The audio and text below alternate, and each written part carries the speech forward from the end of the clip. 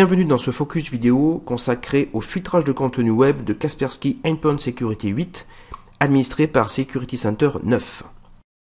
Rendez-vous dans la stratégie Endpoint, rubrique filtrage de contenu. Commençons par activer cette fonction et nous allons créer une première règle très basique consistant à interdire tous les réseaux sociaux.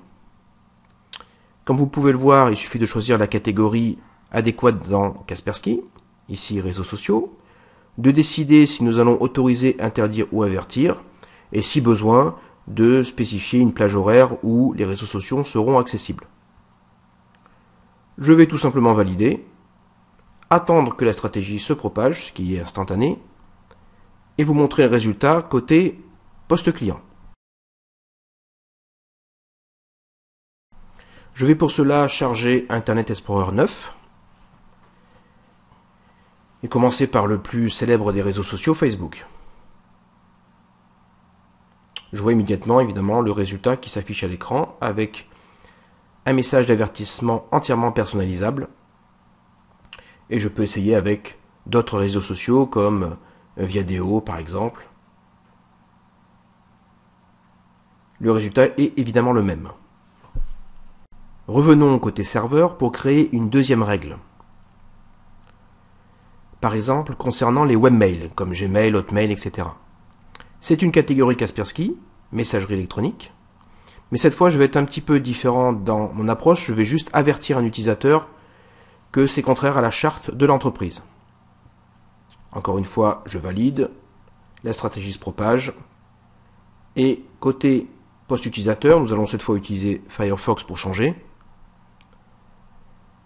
Allez chercher l'adresse de Gmail et le message, comme vous le voyez, est légèrement différent dans le sens où je peux, en tant qu'utilisateur, continuer et accéder à ce site. Repassons sur le serveur d'administration Kaspersky, rééditons la stratégie, toujours dans la rubrique filtrage de contenu. Comme vous pouvez le voir ici, il est important de comprendre qu'il est possible en fait de donner un ordre de priorité aux différentes règles. Par exemple, je peux très bien interdire Facebook dans l'entreprise, sauf au niveau du département communication qui a par exemple la charge d'animer une page Facebook. Nous allons encore une fois ici créer une nouvelle règle.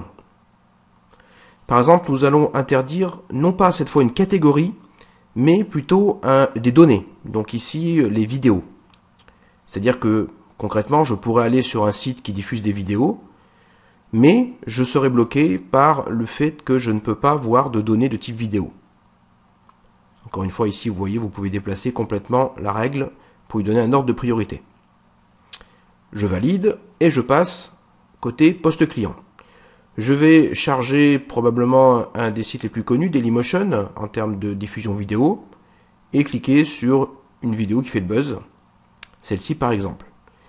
Et vous voyez le message d'erreur, donc je peux naviguer en effet dans Dailymotion, mais c'est tout à fait impossible de voir le flux vidéo qui va arriver jusqu'à moi. Même chose si je lance Internet Explorer 9,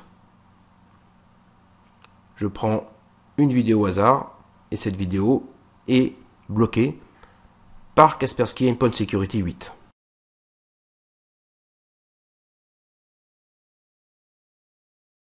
Pour terminer, veuillez noter que, comme pour toutes les fonctions majeures de Kaspersky, la partie filtrage web est évidemment loguée, donc il est possible à tout moment d'éditer des rapports, de les visualiser et par un simple clic droit de la souris, de les enregistrer dans différents formats ou de demander un envoi par email.